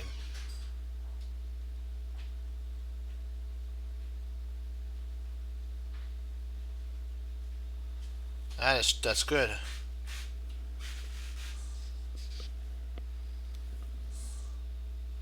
And, it's easy for white to actually hold here. So king f. Let's see, king g. Yep. F7. and then bishop e5. If bishop d6, it doesn't much matter. Oops, one second. What am I? Oh, okay. King d6, gotcha. King f6 could actually be played here, followed by king e6. And then eventually we can actually come over here and queen this pawn and win the bishop. Yeah, and that just comes with time, with your chess skills getting toughened up. So, not to worry. f5. Not to worry. King e6. Bishop g3. King d7. Remember we talked about coming over here? Because this pawn is safe. Coming here and then pushing and winning this bishop. Bishop f4 and king c8, followed by queening and winning a piece. So that's it's a pretty massive. Let's see how we're doing here.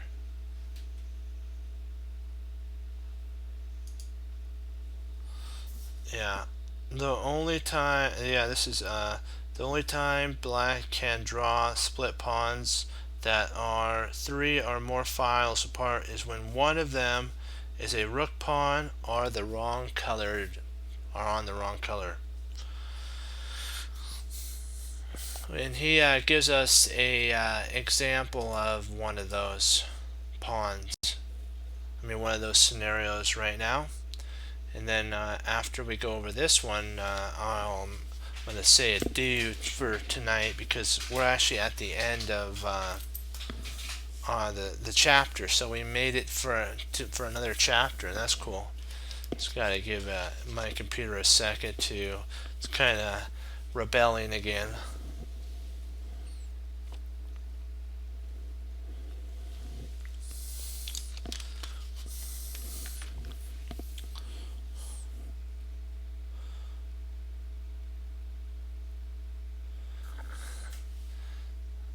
Let's try it one more time. There we go. Sometimes computers are just fidgety, so you just got to work with it, right? And remember that the Lord's always in control, so if it's His will that it's going to work, He'll make it happen. But we got to be it's not like that you sit back and do nothing. You do have to do your part, which is study. And I've realized that, you know what, like, there's no they say no free lunch.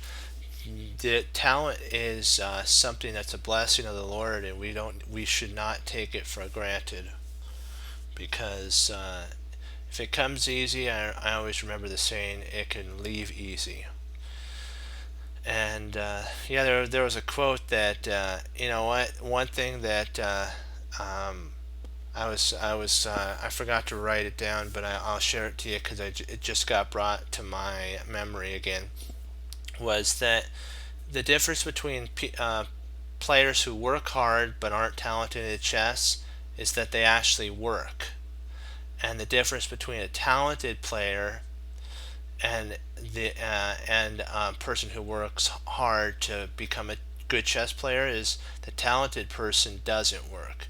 That's how a hard-working chess player can outbeat a talented player. Is the talented player takes for granted the blessing that the Lord is giving them to be able to assimilate all that information very easily, and so they just take it for granted. And that's one thing that my teacher taught, my mother and my dad and my grandfather and grandma talked to me about, is that talent is a gift of the Lord, and never take if you have a talent for whatever field that you're in that the Lord gives you, never take it for granted, because when it's gone, it's gone forever. So don't ever take it for granted. Just a little advice from your from like five great minds: my mom, my dad, my grandpa, my grandmother, and my grandmaster teacher also told me that. So I think if there's five people that tell you something like that that are really smart, you should take that to heart. So so I'm going to be the sixth to actually tell you that that's supposed to be funny because the five people talked to me and now I'm talking to you, so you get the blessing of six people talking. I know that sounds kind of funny, but hey, you know what? We're built on we're built on the shoulder of our ancestors, so we should always respect what they did also for us to be and do what we're doing now. So yeah, enough of that. We got to get into our. It's always positive talk about that stuff, but we have to get into our studies on this. This is actually a draw, surprisingly. An unusual bishop endgame. Watch out for the old wrong color rook bishop that idea. Because this bishop is the wrong color of the queen square, all black has to do is trade off this bishop for this pawn here, trade this bishop off for this pawn, and get his king there, and it's a draw. So always be on guard. That's why you have to computers. I've one time I sometimes I play against the computer and then I have it analyze it. It actually analyzes from the end game to the opening. So it starts in the end game and then it analyzes to the opening. So that's why certain openings, if you're interested and you want to make that part of your repertoire of knowledge and stuff, and you have to learn the patterns that lead to certain end games. So study those. Like if you like the Sicilian, study the Sicilian's patterns, certain Sicilian patterns. If you like the French, study certain French patterns, and certain French patterns lead to certain end games. And then you can actually determine if it's a draw or not. Even if you're down 2 pawns, you can actually save a game if the pawn is a rook pawn of the wrong colored bishop's queen square. And so let's get on to that now. So king h6, king c6, king h7, king b6, or b7, g, and then king a8. If queens, the bishop takes.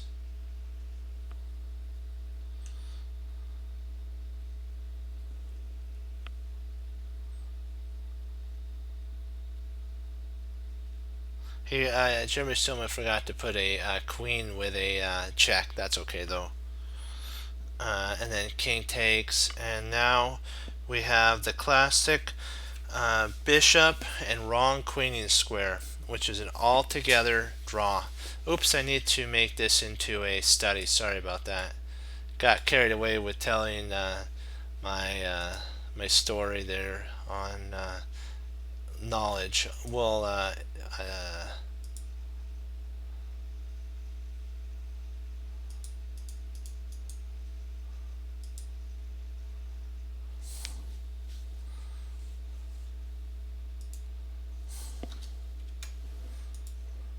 There we go. And this is a draw. Okay, in a nutshell, when one side has 2 pawns and a lone bishop, in the bishop opposite colored endgames, there are some rules that we should chew on. That's what he said. Positions where the pawns are separated by one file are often drawish, since the defending bishop and king are close enough to lock down the key squares. Positions where pawns are separated by 2 files, often some drawing chances, particularly if the defending bishop eyes the square that's in front of the pawn. Like if there were in this scenario, I think it's this. No, it's this one here. Let me see. Is this it? Nope. Hold on. No. That's no. Is it this one? Let me see. Hold on. I have to find. Right here. This right here. This is what This is the example he's talking about when a bishop covers these squares in front of the pawn. Then you have a drawn, even if it's 2 squares apart, or 2 ranks, files apart, or ranks, or however you want to say it. The position where separated 3 or more files often there are few defensive chances. However, a draw is likely if one of the pawns is a rook pawn of the wrong queening square. Now we're going to do a quick summary of what we had priorly learned throughout the entire chapter. King of 2 connected pawns versus a lone king always wins. So a king. Let me pull up a board really quick and do a quick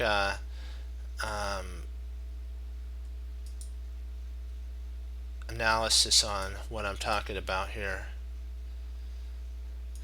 Oops, come on. Pawns like this will be able to stop a king. So I'm just gonna show you this like this. Pawns that are 2 files apart like this can also protect them squares versus a lone king can also protect them squares. Pawns that are 1 file apart on any rank can usually defend themselves until a white king could advance and protect them. Pawns that are several squares apart on any rank are too much for, like, if it's like this, he could potentially stop it. Here it's way too much for the king to handle, way too far apart. And then now and the next one we're talking about is king triangulation. Remember when the king triangulates? This is king triangulation right there. And then we did outflanking is how when you pass the opposition. Rook endgames. Rooks and 2 connected pass pawns are often hard. Remember, we went over it. You have to be really good at it. Advance your pawns together so your king has shelter. Your pawns can defend one another.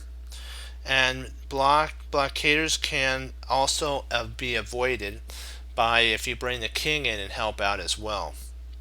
Make sure your king and pawns are closely connected. That's what he's saying. Make sure your pawns can shield your king whenever there's a check. Be patient. Push the enemy king back. And always make sure that above conditions are met.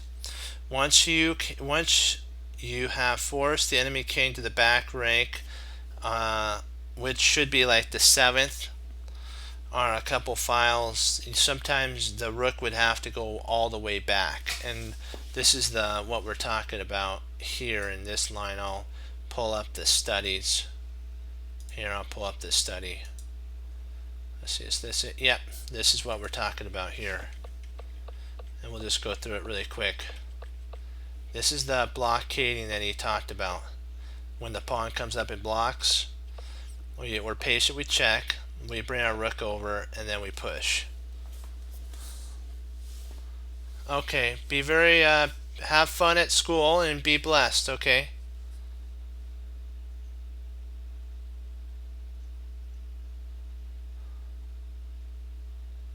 There we go, very true. Keep up the good work. And I'll see you tomorrow. Be blessed. Okay, and basically when you get to the 7th, you march your king up, you move the rook, you come up, and then you check and you win.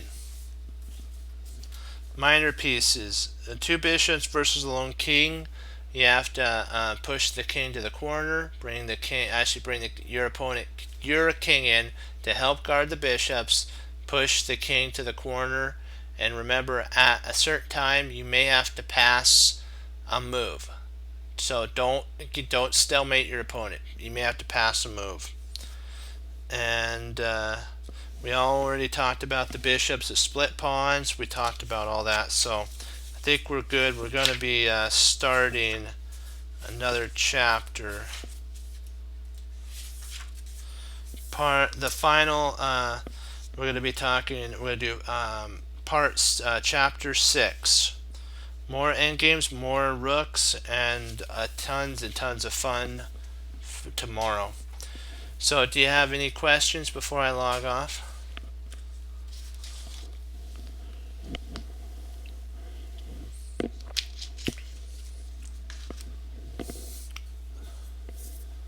Okay.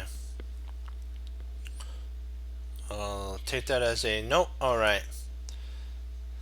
Wanted to thank you all for logging on and participating. Thank you.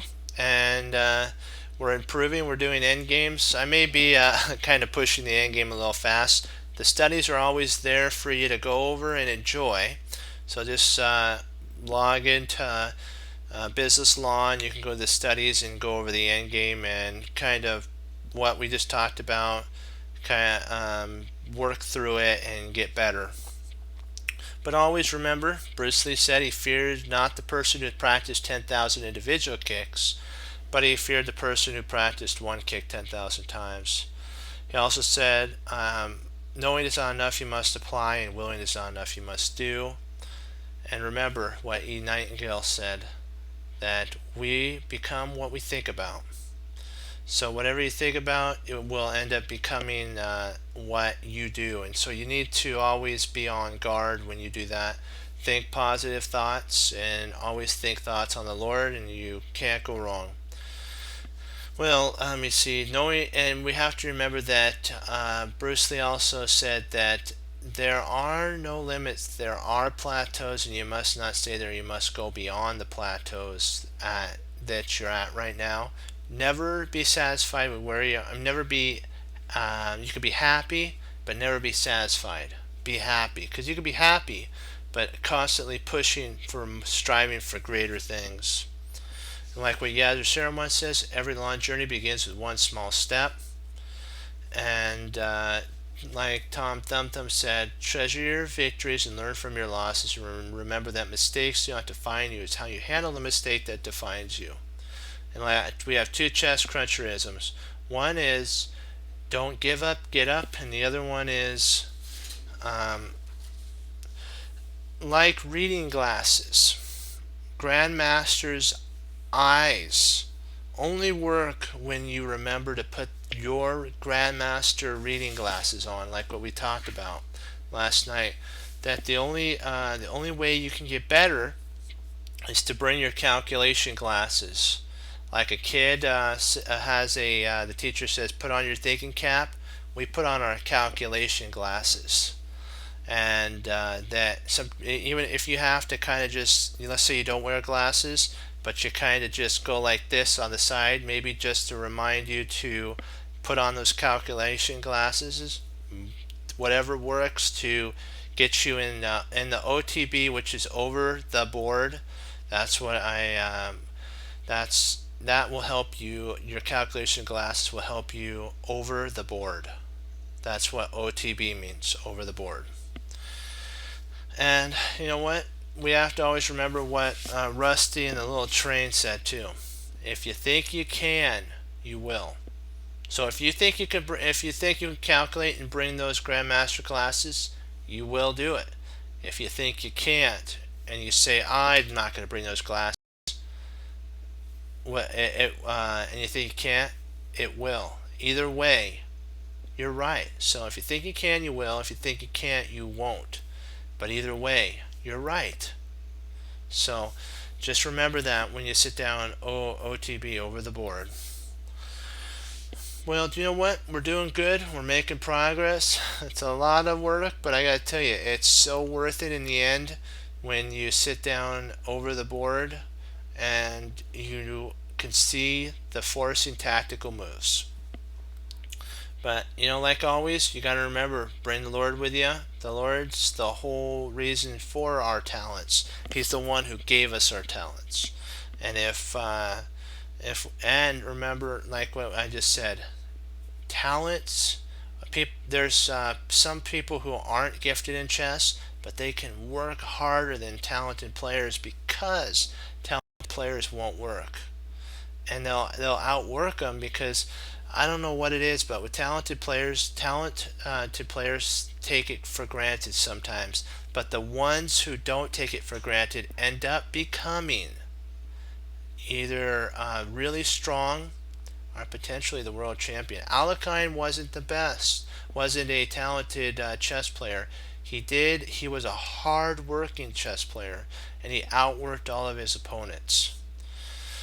So, you know what? We got to put in our time and do it. And you know what? Remember to do something too. Remember when you sit down and study and most of your friends are playing and they come over and say, "What you're doing?" "I'm a chess cruncher." And you can say, "What's a chess cruncher?" We hang up our coat, we hang up our hat, we sit down and study when most won't.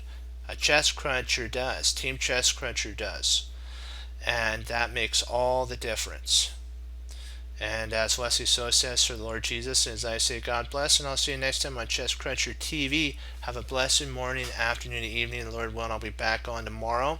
And we'll start chapter 6, and we're going to push it to the next level. So, do you know what? Great job. Go Team Chess Cruncher. Hoorah. Be blessed. And always study go on to the studies that is the endgame course. Go over it again. Get your endgame down.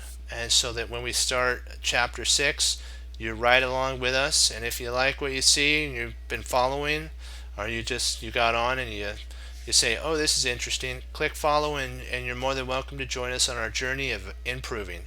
Be blessed, and I'll see you tomorrow. Bye bye.